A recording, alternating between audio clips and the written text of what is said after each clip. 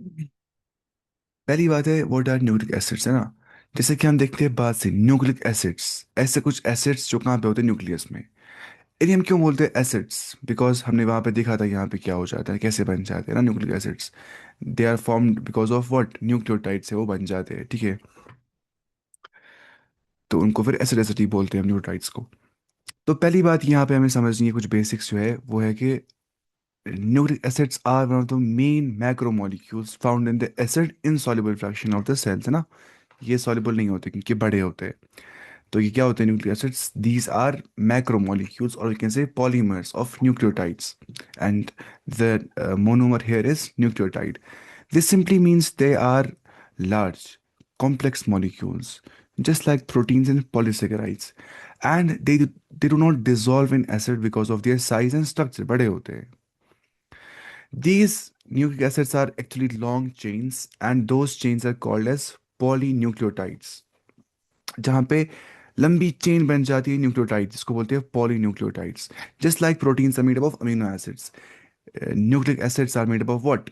Repeating units called as nucleotides. In short, nucleotide here is the monomer, and nucleic acid here is the pol- polymer. Now, a nucleotide is not simple. It has three completely different parts. ठीक है, यहाँ पे तीन parts जैसे कि हम जानते हैं। पहली बात यहाँ पे क्या होती है? नाइट्रोजनस बेस, चाहे होगी एडेनिन, गुआनिन या साइटोसिन, थाइमिन या यूरेसिल, कोई भी होता है। यहाँ पे वो होते हैं विच इज, वो होता है ना एटी। जीसी कहाँ पे होता है? एटी मतलब एडेनिन और गुआनिन, ए जी सी टी आता है किसमें? डीएनए में। और ए जी सी यू आता है किसमें? आरएनए में। वहाँ पे आता है यूरेसिल और वहाँ पे आता है थाइमीन। तो ये फर्क होता है बिटवीन यूरेसिल एंड थाइमीन। वालेकुम सलाम। और हम जानते हैं कि जो प्यूरिन होता है, डबल जो रिंग होती है एडेनिन गुआनिन, और पायरिमिडिन क्या होता है? Single ring, cytosine thymine uracil, उससे बन जाता है ये। सेकंड यहाँ पे क्या होता है? शुगर एक होता है है ना, जो कि हमेशा 5 कार्बन का शुगर होता है। और 5 कार्बन शुगर को हम बोलते हैं पेंटोस, साइंटिफिक लैंग्वेज में क्या बोलते हैं? पेंटोस। जैसे राइबोस की एग्जांपल यहाँ पे आती है, या डीऑक्सी राइबोस। बोथ राइबोस और deoxy ribose they are pentose, they are 5 carbon sugar, वहाँ पे 5 कार्बन होते हैं। This sugar can be of two types, ribose, जहाँ पे क्या होता है, एक ओ एच ग्रुप होता है सेकंड कार्बन पे अटैच, टू प्राइम बोलते हैं इसको शायद, है ना, टू प्राइम।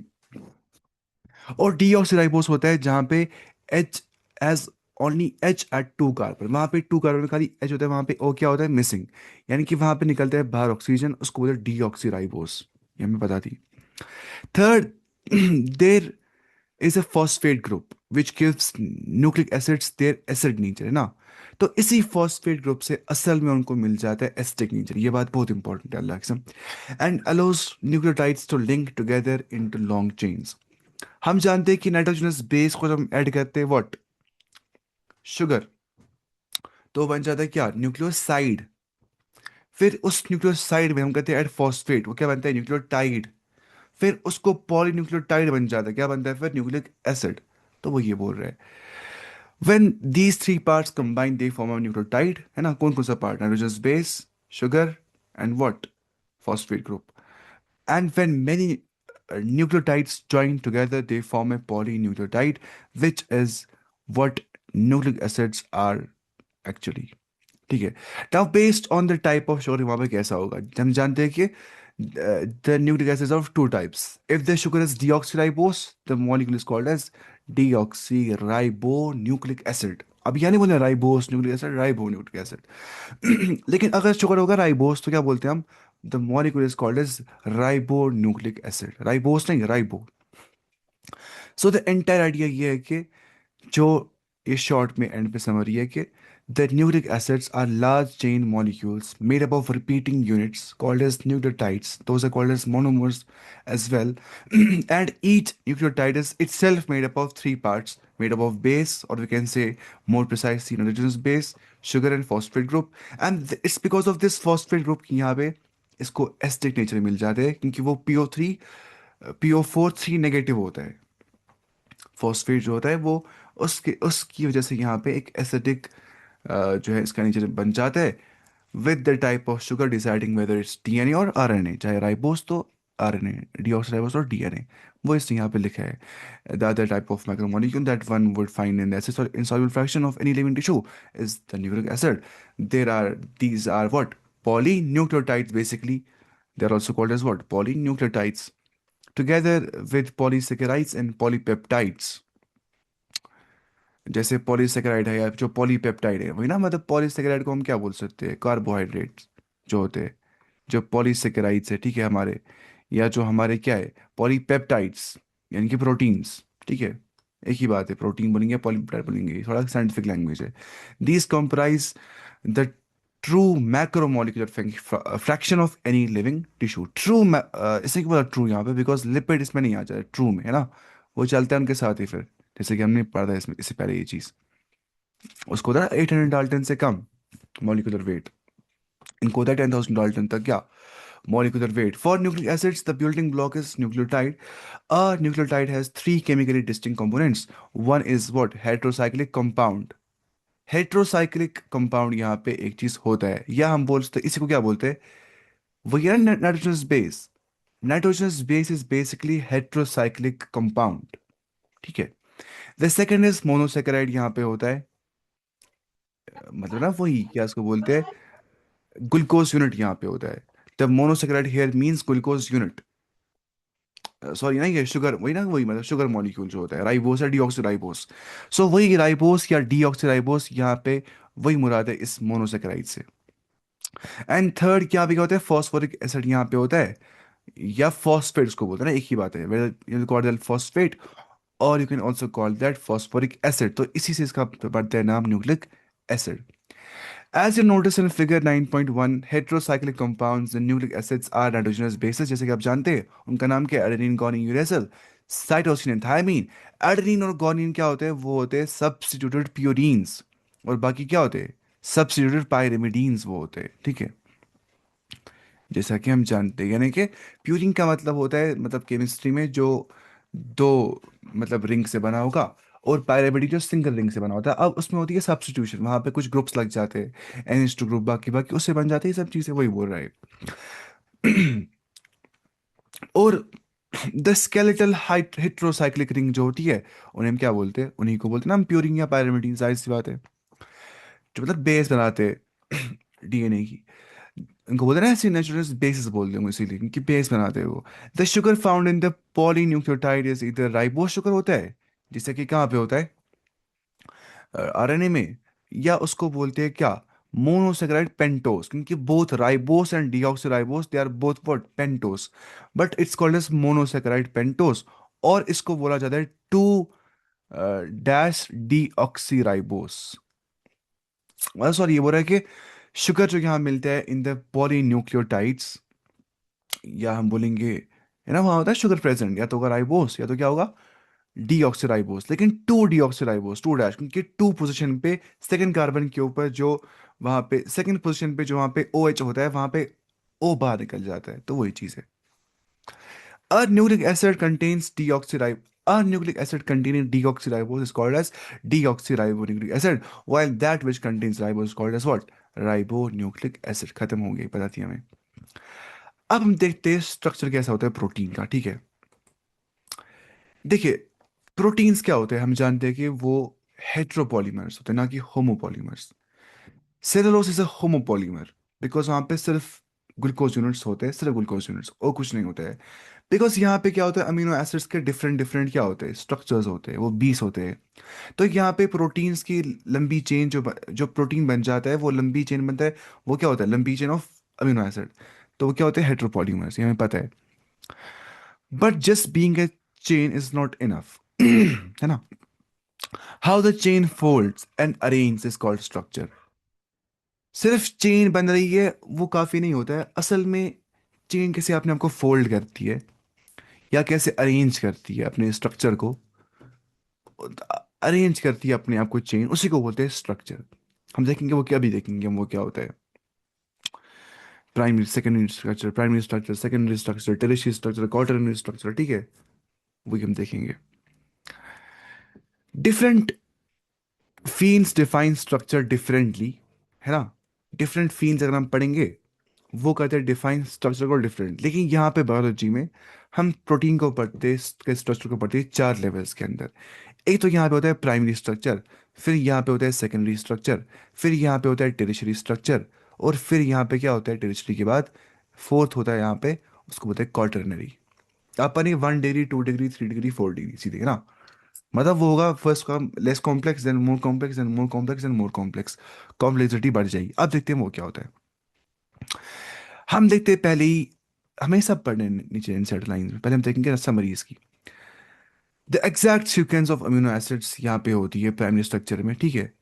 जैसे यहाँ पे एलिन, ग्लाइसिन या लाइसिन या प्रोटीन, ये सब यहाँ पे मिल सकते हैं अमीनो एसिड्स जो उनके नाम होते हैं, जो 20 थे।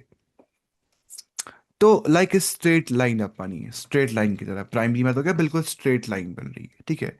और यहाँ पे क्या होता है, यहाँ पे होता है, एक होता है एन टर्मिनल, होता है सी टर्मिनल। मैं ये नाम दिया गया है एन, मतलब जहाँ से स्टार्ट होगा, स्टार्टिंग पॉइंट। टर्मिनस बोलते हैं असली किसको, आप मानिए ये पेन है ना, ये पेन, इसका टर्मिनल पोजीशन कौन सी है, ये वाली भी और ये वाली भी टर्मिनल पोजीशन है। ये इसका है एन टर्मिनल, ये इसका सी टर्मिनल है ना, वही मतलब स्टार्टिंग और एंडिंग ऐसे यहाँ पे होती है चेन में। तो even one change in sequence can destroy function. थोड़ी बहुत सीक्वेंस में चेंज आना, जो अमीनो एसिड्स की सीक्वेंस है, फॉर एग्जांपल ऐसे होगा, मतलब ALA GLY LS है ना, वही उस एतबार से यहाँ पे अगर थोड़ी बहुत चेंज आएगी सीक्वेंस में, इनका फंक्शन डिस्ट्रॉय हो जाएगा, ये फंक्शन नहीं कर पाएंगे। तो ये फंक्शन कर पाते हैं because of the structure, structure decide करता है फंक्शन कैसा होगा। ये हर जगह पे होता है, जैसा हम देखते थे, मतलब जैसा होता है टिश्यू का स्ट्रक्चर, वो कहता है डिफाइंस का फंक्शन है ना, क्योंकि असल में उसी एतबार से अपने आप को ये अडेप्ट करता है या मॉडिफाई कर देता है, ये मॉलिक्यूल या स्ट्रक्चर जिस जगह पे वो होता है उसी एतबार से। अब देखिए, अब secondary structure what is it. Local folding of chain, यहाँ पे लोकल फोल्डिंग हो जाती है सेकेंडरी स्ट्रक्चर में, लोकल फोल्डिंग हो जाती है। यहाँ पे एग्जाम टाइप आ जाती है, अल्फा हेलिक्स यहाँ पे आ जाता है, या तो यहाँ पे आता है टाइप उसमें क्या, बीटा शीट। अब अल्फा हेलिक्स हम देखेंगे सब नीचे अच्छे डायग्राम में कैसे बनानी है। अल्फा हेलिक्स क्या होता है, वो स्पाइरल शेप्ड होता है, स्पाइरल जैसे स्टेयर केस होता है ना, जैसे सीढ़ियाँ होती है स्पाइरल, थोड़ी बहुत ऐसे ऐसे ऐसे। तो स्पाइरल शेप वो होता है। Only one, only right handed helix in proteins, only right handed helix in proteins, ऐसे ऐसे, ठीक है। उसको बोलते हैं अल्फा हेलिक्स, ठीक है। हेलिक्स उसी को बोलते हैं, हेलिक जैसे हम बोलते हैं डीएनए हेलिकल होता है ना, हेलिकल मॉडल ऑफ डीएनए, वो ऐसे कुछ होता है, ऐसे ऐसे ऐसे। उसके बाद बीटा शीट जो होता है ना, बीटा शीट, ये अल्फा ये बीटा, यानी ये अल्फा बीटा गामा जीटा और क्या होता है पाई एप्सिलन, और क्या होता है बहुत सारे होते हैं ये सब चीजें। ये शायद ग्रीक वर्ड्स है ना, ग्रीक लेटर्स है, सॉरी। हाँ ग्रीक लेटर्स है ये सारे। अब उसको इस्तेमाल करते हैं साइंटिफिक लैंग्वेज में। अब बीटा शीट क्या होता है, वो फोल्डेड जिगजैग शीट होता है ना, फोल्डेड जिगजैग शीट हम देखेंगे वो कैसा होता है, जहाँ पे हाइड्रोजन बॉन्ड से वो बंधा हुआ होता है। फिर बनता है उसके बाद टेरेस्ट्री स्ट्रक्चर, वहां पे क्या होता है, वहां पे प्रोटीन का 3D शेप होता है। टेरेस्ट्री मतलब 3 डिग्री, यानी कि 3D वहां पे बन जाता है, ठीक है। बिल्कुल जिसने फोल्डेड वुड, वुड बॉल इस लग जाती है, वैसा कुछ मानिए अब टेरेस्ट्री स्ट्रक्चर यहाँ बन जाता है, folded would ball, wool ball जैसा। जैसे वूल बॉल को अगर हम करेंगे फोल्ड, वो गोल बनती है पूरी, तो वैसे क्या आप मानिए 3D बन जाता है इसका अब स्ट्रक्चर। यहाँ तक मतलब 3D आप मानिए, पहले ऐसे समझ सकते हैं आप, पहले प्राइमरी स्ट्रक्चर मतलब एक्स एक्सिस पे, फिर क्या आता है सेकेंडरी स्ट्रक्चर, आप मानिए वाई एक्सिस पे इन्वॉल्व हो रही है। अब आ रहा है ट्रेस स्ट्रक्चर, अब क्या अब होगा जेड एक्सिस भी इन्वॉल्व है ना, ऐसे होती है ना, मतलब फॉर एग्जांपल मैं बता रहा हूँ, दिस इज एक्स एक्सिस, हो गया primary structure, simple linear chain of amino acids. अब बन रहा है वो अल्फा हेलिक्स या बीटा शीट बन रहा है, उसमें हो रही है वाई एक्सिस इन्वॉल्व, ठीक है। अपन फॉर एग्जांपल ये चीज़ है, इसकी मोटाई हमारी है कुछ भी नहीं है, लेट्स से ये एक्सिस ये वाई एक्सिस है ना। अब अगर ये थोड़ा मोटा होगा, ऐसा भी होगा, तो क्या बोलेंगे फिर हम, ये जेड एक्सिस बना रहा है। तो this one is called as Z axis, है ना, ये होती है पॉजिटिव जेड, ये होती है negative Z, positive Y negative Y, positive X negative X, है ना। तो मानिए अब अभी कुछ ऐसा बन रहा है गोल सा, है ना, जैसे एक वुड की बॉल होती है वैसा कुछ यहाँ बन, मैं बोल रहा हूँ वुड की, वुड की बॉल जैसी होती है वैसा कुछ यहाँ बन रहा है। तो that's called as tertiary structure, 3 degree बोल सकते हैं। जहाँ पे बॉन्ड बॉन्ड्स होते हैं involve, hydrogen bonds, ionic bonds, और यहाँ पे डाइसल्फाइड बॉन्ड्स होते हैं। ये इंपॉर्टेंट पढ़ें कि यहाँ पे डाइसल्फाइड बॉन्ड्स होते हैं, या पढ़ेंगे केमिस्ट्री में डाइसल्फाइड बॉन्ड अच्छे से, ऑर्गेनिक केमिस्ट्री में। कल मैं हिसाब कर रहा था, हम खत्म करेंगे अब 2-3 महीने में बस, है ना, एनसीईआरटी उतना नहीं लगेगा ज़्यादा टाइम, अगर ना पढ़ेंगे लगभग, मैं हिसाब कर रहा था लगभग लगते 70 क्लासेस और बस। लेकिन हम पढ़ेंगे आहिस्ता ही, मैं वैसे आहिस्ता ही बोलता हूँ। दिस स्ट्रक्चर डिसाइड्स फंक्शन, ठीक है, ये वाला। अब देखिए, अब क्वाटरनरी स्ट्रक्चर क्या होता है? क्वाटरनरी, क्वाटरनरी का मतलब होता है combination of multiple polypeptide chains जहां पे हो जाती है। अब मल्टीपल पॉलीपेप्टाइड चेन्स जुड़ रही है एक जगह पे, उसको बोलेंगे क्वाटरनरी, ठीक है। फॉर एग्जाम्पल अगर हम लेंगे हीमोग्लोबिन का एग्जाम्पल, ठीक है, तो वहाँ पे 4 सब यूनिट्स होते हैं, ठीक है। 2 अल्फा 2 बीटा, वो हम देखेंगे बाद में वो कैसे क्या बन जाता है। हीमोग्लोबिन क्या होता है? रेड पिगमेंट जो प्रेजेंट होता है किसमें? हमारे ब्लड में, जिससे खून को मिलता है क्या? Red colour. आप मानिए प्राइमरी से क्या बनता है, सेकेंडरी उससे क्या बनता है, टेरिशियरी उससे क्या बनता है, क्वार्टरनरी। तो ऐसे होता है, each level depends on the previous one. जब तक नई लेवल तक तब आएंगे जब प्रीवियस लेवल पार की होगी, वो पता ही है आपको। तो प्राइमरी में खाली सीक्वेंस हम देखते हैं, सिर्फ सीक्वेंस में वहाँ पे होता है अमीनो एसिड्स। सेकेंडरी में लोकल फोल्डिंग हो जाती है। टेरिस्ट्री में फुल 3D शेप बन जाती है। और क्वार्टरनरी में मल्टीपल चेंज हो जाती है। और इतना याद रखिए, ये भी काफ़ी है। तो फंक्शन डिपेंड करता है किस पे? Function mainly depends on tertiary और क्वार्टरनरी, कि टेरिशरी स्ट्रक्चर कैसा है, या हम बोलेंगे 3 डिग्री स्ट्रक्चर कैसा है, या क्वार्टरनरी स्ट्रक्चर कैसा है, 4 डिग्री स्ट्रक्चर कैसा है, उसी एतबार से फंक्शन डिपेंड कर देता है। तो सीक्वेंस, फोल्डिंग, सीक्वेंस मतलब क्या हो गया? प्राइमरी स्ट्रक्चर प्रोटीन का फोल्डिंग सेकेंडरी स्ट्रक्चर में जाती है। थर्ड स्ट्रक्चर टेरिस्ट्री में क्या होता है? 3D shape. और क्वार्टरनरी में क्या होता है? मल्टीपल चेन असेंबल हो जाती है। तो ये था बेसिक स्ट्रक्चर प्रोटीन का। अब यही लिखा है एनसीईआरटी ने, ये देखिए आप, यहाँ पे दिया गया है। ये आप देखिए प्राइमरी स्ट्रक्चर, यहाँ पे क्या हो रहा है? पॉलीपेप्टाइड। यहाँ पे जुड़ रहे हैं कौन? अमीनो एसिड, नहीं, amino acid, amino acid, amino acid, ये जुड़ रहा है, जुड़ रहा है। फिर सेकेंडरी में क्या होता है? अल्फा हेलिक्स बन सकता है, इसको बोलते हैं अल्फा हेलिक्स, जो हेलिकल बन जाता है। और बीटा प्लेटेड शीट बन सकता है यहाँ पे, ठीक है, सेकेंडरी में। टेरिशरी में क्या होता है फिर? हाइड्रोजन बॉन्ड्स यहाँ पे होते हैं, डाइसल्फाइड बॉन्ड यहाँ पे बन जाता है। फिर क्वार्टर में आप देखिए बिल्कुल चेंज जुड़ जाती है बहुत सारी। तो ये वेरियस लेवल्स होती है किसके? प्रोटीन स्ट्रक्चर के लेवल्स होते हैं। अब देखते हैं हम पूरा line by line. Proteins as mention earlier are heteropolymers, है ना कि homopolymers containing strings of amino acids. Structure of molecules means different things in different contexts. In inorganic chemistry, अगर हम देखेंगे इनऑर्गेनिक केमिस्ट्री के अंदर, the structure in invariability refers to the molecular formula. जैसी molecular formula होती है वैसा ही structure इनवेरिएबिलिटी होती है वहां पे, ठीक है। जैसे MgCl2 का स्ट्रक्चर कैसा बन जाएगा, वो देखते हैं ऑर्गेनिक केमिस्ट्री में, वो कैसे क्या बन जाएगा। सॉरी, इनऑर्गेनिक में, कहाँ पे?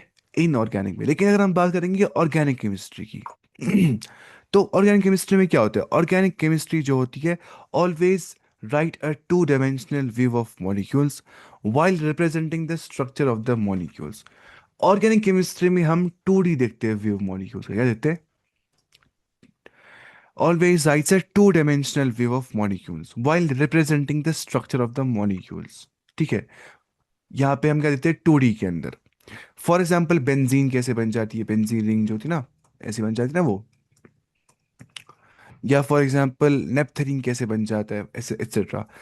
अब physicist conjure up 3 dimensional waves of molecular structures. Physicist बोलते हैं क्या? 3D वेव बोलते हैं वो, किसका? मॉलिक्यूलर स्ट्रक्चर्स का। While biologist describe the protein structure at 4 levels. वो 3D के बाद और लेवल पे आते हैं, 4D लेवल पे वो जाते हैं, ठीक है। तो ये ऐसे हो जाता है। मतलब डायमेंशन बढ़ रहा होता है, बढ़ रहा होता है, हर एक फील्ड में अलग अलग डायमेंशन डायमेंशन इंक्रीज हो रहे होते हैं ना। तो उसके बाद अब देखिए, the sequence of amino acids, for example the positional information में protein, which is the first amino acid, which is the second amino acid, को बोलते हैं प्राइमरी स्ट्रक्चर। पहले कौन आएगा? तुम। सेकंड, जैसे हम बताते हैं ना स्कूल में लाइन, पहले ये इंसान, फिर वो, फिर वो, फिर वो।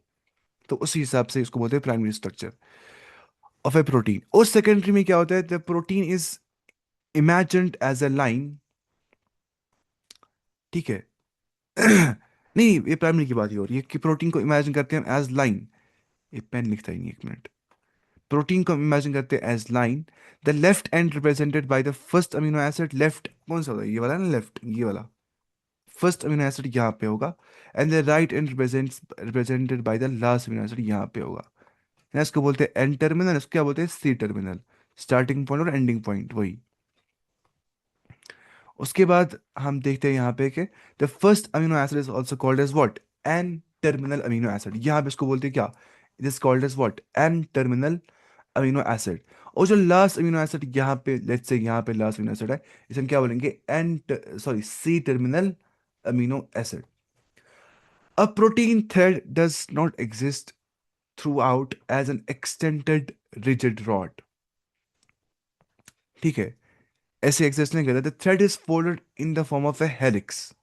जो थ्रेड यहाँ पे फोल्ड हो जाता है वो in the form of helix हो जाता है। ठीक है, जिसे यहाँ देख पा रहे हैं आप, in the form of helix. ठीक है, उसके बाद similar to a revolving staircase, होती है ना रिवॉल्विंग स्टेयरकेस जो ऐसे ऐसे होती है कुछ घरों में, तो वैसे ही the thread is folded in the form of a helix similar to a revolving staircase, जैसे आप यहाँ पे देख पा रहे हैं, ऐसे ऐसे ऐसे ऐसे। इसको बोलते हैं helix, helical structure. Of course, only some portions of the protein thread are arranged in the form of a helix. ठीक है, in proteins only right handed helix are observe, जो राइट हैंडेड होते हैं ना। तो other regions of protein thread are folded into other forms in what is called what, beta plate sheet, जो यहाँ पे लिखा है, ये देखिए आप, what's called is what is called as, कहाँ गया लाइन, कहाँ गई, other regions of protein threads are folded into other forms in what is called a secondary structure। यानी सेकेंडरी यही होता है, मतलब या तो अल्फा हेलिकल फॉर्म में होगा, या तो क्या होगा, बीटा प्लेटेड शीट के फॉर्म में होगा। ये अमीनो एसिड्स अरेंज हो जाएंगे, अपने आप करेंगे अरेंज। एक मिनट, उसको पहले बोलता हूँ, मैं क्लास दे रहा हूँ।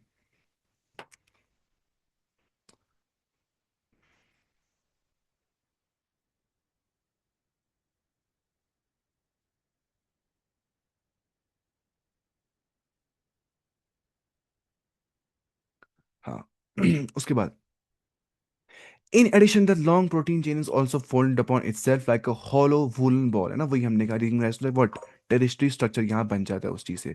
this gives us three dimensional view, और we can say 3D view of the protein, जहाँ पे तीन एक्सीज इन्वॉल्व हो जाती है। ठीक है, the tertiary structure is absolutely necessary for many biological activities of proteins. Some proteins are an assembly of more than one polypeptide subunits। ठीक है, more than one polypeptide subunits। खाली एक पॉलीपेप्टाइड चेन नहीं है, बल्कि मानिए आप एक पॉलीपेप्टाइड चेन, फिर अलग पॉलीपेप्टाइड चेन, फिर अलग पॉलीपेप्टाइड चेन, अब वो गुल मिल के ऐसे बना रहे हैं एक स्ट्रक्चर, उसको क्या बोलते हैं हम, उसको हम बोलते हैं वो quaternary स्ट्रक्चर बनाते हैं। The manner in which these individual folded polypeptide और subunits are arranged with respect to each other, for example linear string of sphere जैसा ये अरेंज हो जाते हैं। ठीक है, sphere arranged upon each other in the form of a cube, और plate की फॉर्म में ये बन जाते हैं, जैसे यहाँ पे देख सकते हैं आप। तो इस को वो इस आर्किटेक्चर को क्या बोलते हैं, it's the architecture of a protein, otherwise called the quaternary structure of a protein. अब जो अडल्ट ह्यूमन हीमोग्लोबिन होता है, वहां पे चार सब यूनिट्स होते हैं। Two of these are identical to each other, जहाँ पे दो होते हैं आइडेंटिकल, मानिए ऐसे चार सब यूनिट्स बन जाते हैं इसमें, किसमें, हीमोग्लोबिन में। मैं वो दिखाता हूँ अभी वो स्ट्रक्चर कैसा होता है। Hence, two subunits of alpha type and two subunits of beta type constitute human hemoglobin, इसको HB हम बोलते हैं। मैं वो दिखाता हूँ उसका स्ट्रक्चर कैसा होता है।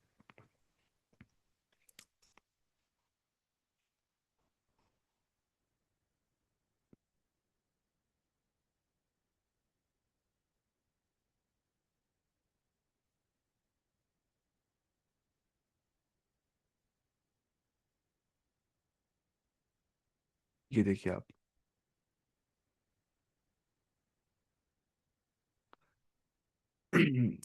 ऐसे कोई सवाल किया था आपने, sir can DNA repair mechanisms fail, what are the consequences, I had a question earlier, could you please respond.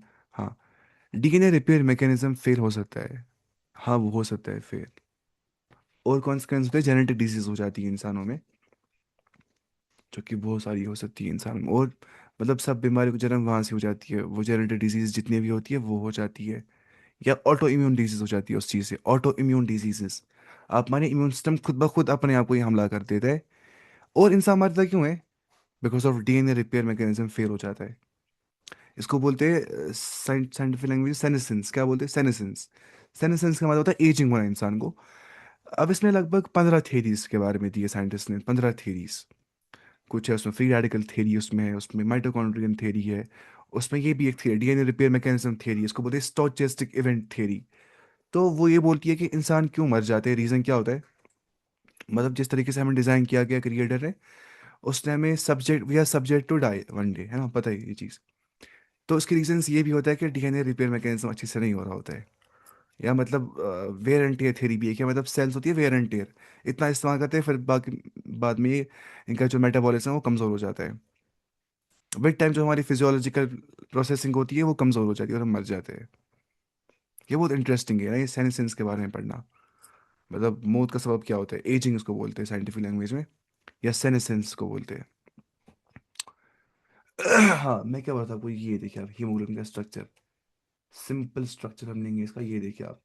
ये हमारे सामने क्या है, हीमोग्लोबिन, जो हमारे रेड ब्लड सेल्स में होता है, जिससे इनको रेड, जो कि एक प्रोटीन होता है हीमोग्लोबिन। अब देखिए आप यहाँ पे क्या देख पा रहे हैं, आप अल्फा चेन और बीटा चेन आप देख पा रहे हैं, ठीक है। ये देखिए आप यहाँ पे 4 सब यूनिट्स होते हैं, फर्स्ट सब यूनिट, सेकंड सब यूनिट, थर्ड सब यूनिट एंड फोर्थ सब यूनिट। ये देखिए आप अल्फा चेन ये वाली भी, और ये वाली अल्फा चेन है ना। ऐसे देखिए आप क्रॉस में।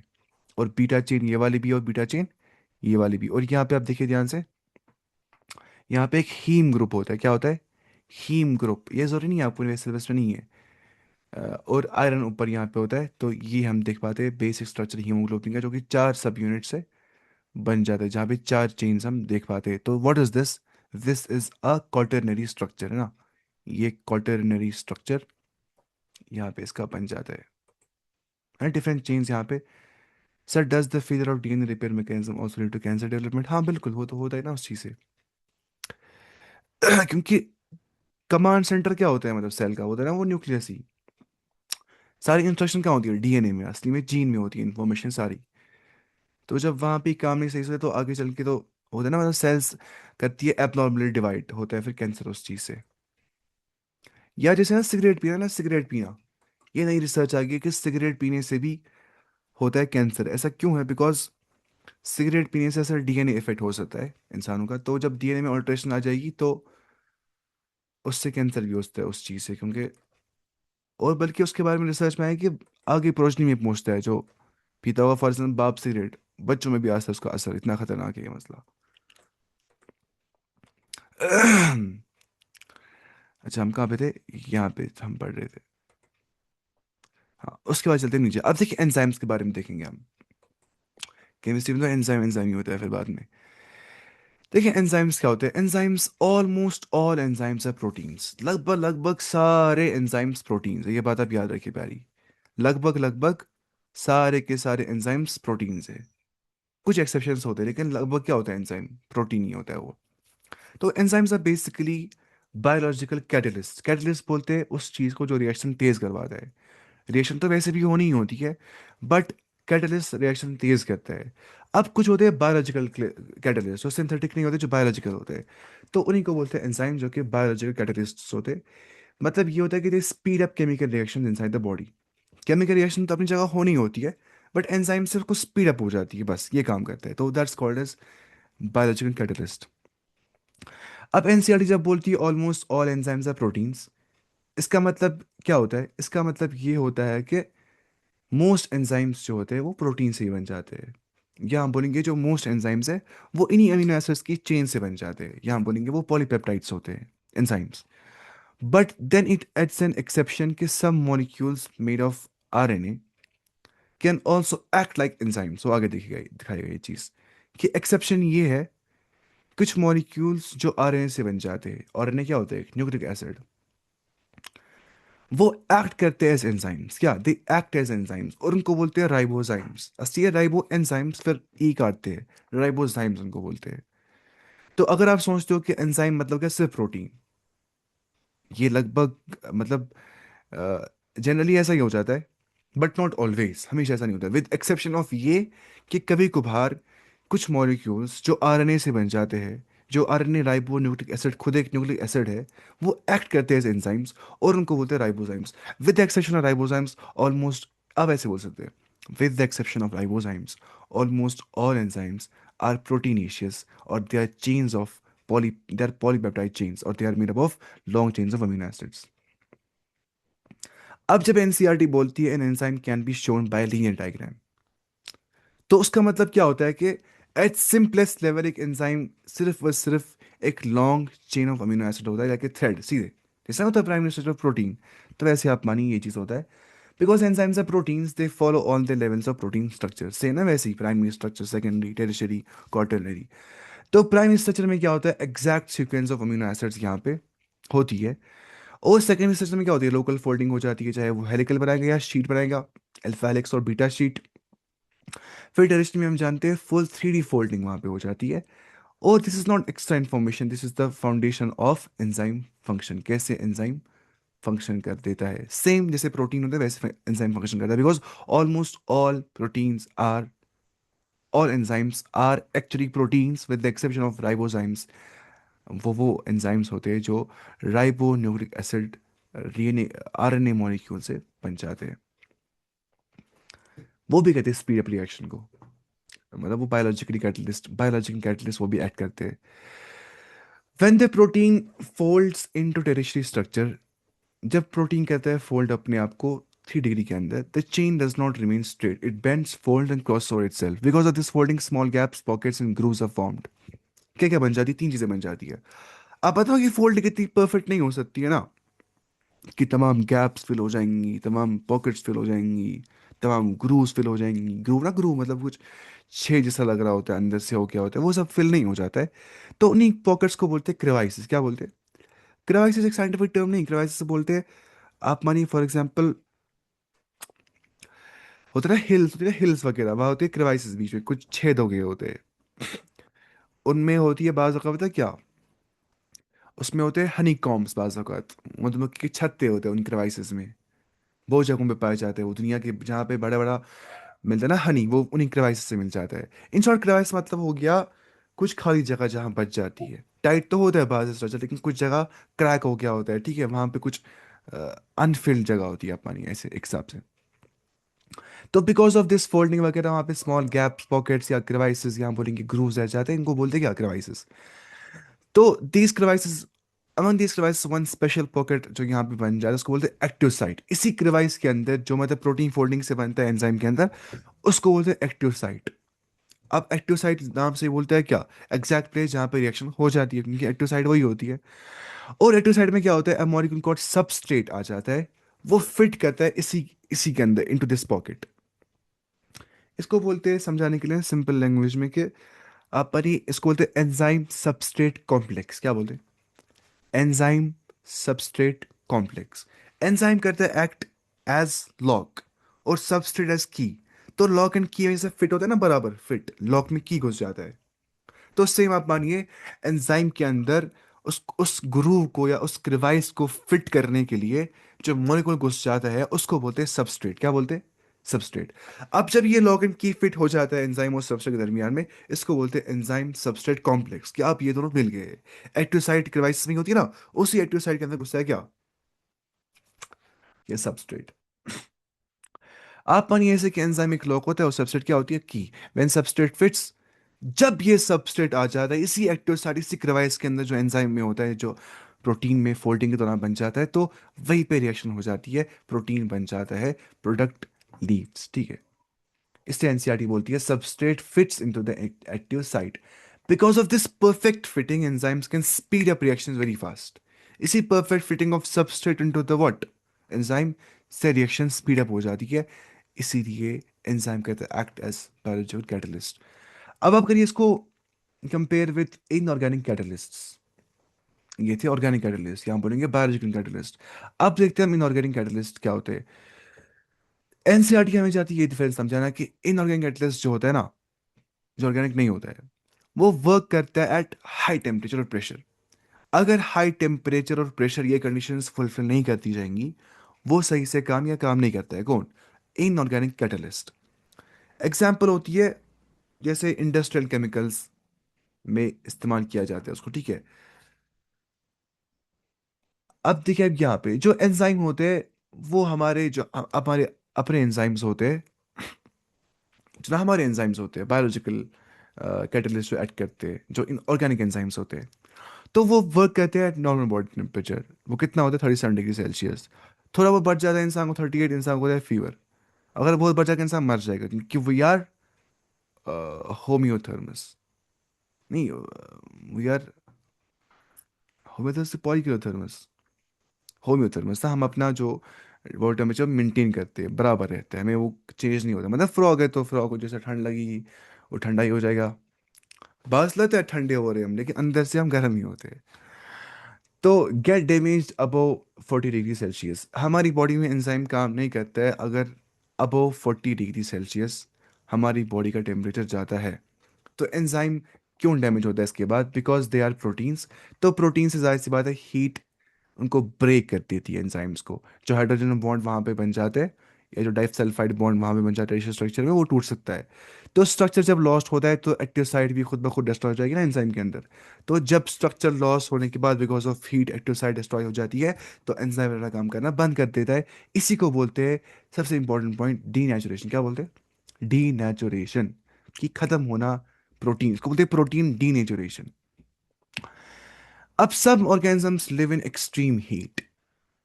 हॉट स्प्रिंग्स में कुछ रहते हैं ना, कुछ वॉल्केनिक वेंट्स में रहते हैं, जहाँ से ना वो वॉल्केन फट रहा होता है, फिर उधर इतनी गर्म में रहते हैं। आप सोचिए कहाँ कहाँ पे अलग तरह की मखलूक है। फॉर एग्जाम्पल कौन, बैक्टीरिया कुछ वहाँ पे होते हैं, इनको बोलते हैं थर्मोफाइल्स, जो मोहब्बत करते हैं टेम्परेचर से। थर्मो मतलब क्या होगा, टेम्परेचर, फाइल मतलब loving, they love the high temperature. तो थर्मोफाइल जो होते हैं, उनके एंजाइम जो होते हैं, they do not denature easily. आप सोचिए ना क्या निज़ाम है तरह का, कि even at 80 to 90 degree Celsius temperature में भी, इतना ज़्यादा टेम्परेचर, स्टिल उनको थर्मल स्टेबिलिटी होती है। तो इट मीन्स कि ability of enzyme to remain stable at high temperature भी होती है कुछ एंजाइम्स की, हमारे इंसानों के एंजाइम्स की नहीं, कुछ ऑर्गेनिजम्स के एंजाइम्स की, जो थर्मोफाइल्स होती है। हमारी बॉडी 37 तक होती है टेम्परेचर, हमारा नॉर्मल बॉडी टेम्परेचर, तो वहाँ पे एंजाइम चलता है 40 तक, उसके बाद वो ख़राब हो सकता है, मतलब क्योंकि वहाँ पे बॉन्ड्स हो जाएंगे ब्रेक प्रोटीन के। तो एंजाइम्स आर एंड शॉर्ट, मतलब जो हमें एंड पे लास्ट वर्ड हम देखेंगे वो ये कि एंजाइम्स मोस्टली प्रोटीन्स होते हैं विद कॉम्प्लेक्स फोल्डिंग जहाँ पे होती है। तो उन्हीं फोल्डिंग से वहाँ पे एक्टिव साइट बन जाती है because of the formation of crevices और ग्रूव्स और पॉकेट्स और गैप्स, एक ही बात है। तो वहाँ पे जब सबस्ट्रेट फिट होता है तो रिएक्शन बन जाती है फास्ट। हाई टेम्परेचर कहता है डिस्ट्रॉयड नॉर्मल एंजाइम्स को। लेकिन जो थर्मोफिलिक एंजाइम्स होती है, ऐसी एंजाइम्स जो मोहब्बत करते हैं टेम्परेचर से, या जो ऑर्गेनिजम्स होते हैं थर्मोफिलिक, उनमें होते थर्मोफिलिक एंजाइम्स, वो रेजिस्ट करते हैं हीट को। तो ये हमने देख लिया। एंड की बात हम करते हैं, enzymes are folded proteins, होते हैं proteins he, with an active site that binds to a substrate and speed up the reaction. That's why they are called as biological catalysts, but their function depends completely upon their structure, just like in case of proteins, because enzymes are also proteins. अब हो जाएगी आसान पढ़ना। देखिए, there are some nucleic acids that behave like enzymes, है ना, they are called ribozymes, हमने देखा। One can depict an enzyme by a line diagram. An enzyme like any protein has a primary structure, that is amino acid sequence of protein. An enzyme like any protein has secondary and tertiary structure. When you look at the tertiary structure, you will notice the backbone of the protein chain folds upon itself. The chain crisscrosses itself, ठीक है? And hence many crevices or pockets are made. One such pocket is called as active site.